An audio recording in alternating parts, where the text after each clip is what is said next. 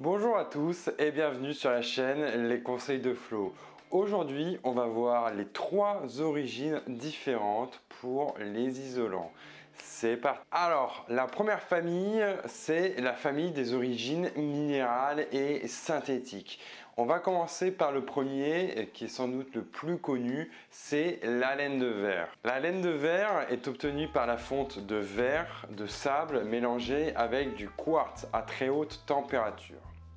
Le deuxième isolant qu'on peut citer, c'est la laine de roche. La laine de roche est originaire de la roche diabase. On peut citer l'argile, dont tout le monde connaît l'origine, qui est directement dans le sol. On peut citer la perlite, perlite qui est d'origine volcanique.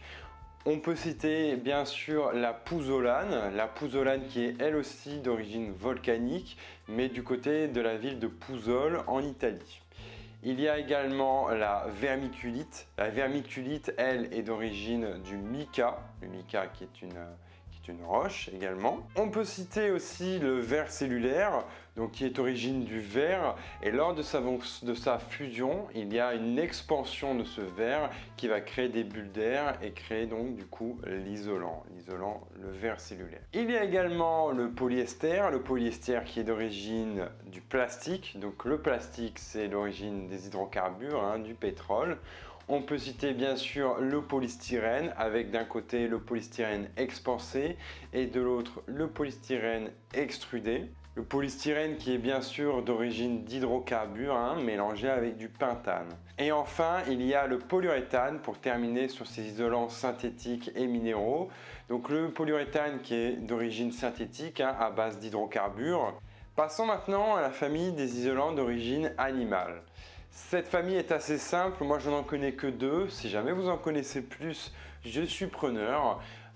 Donc il y a d'un côté la laine de mouton qui est assez connue, qui est l'origine du mouton, et la plume de canard qui est l'origine du canard. Enfin on passe à la troisième partie. On va commencer tout d'abord avec la ouate de cellulose.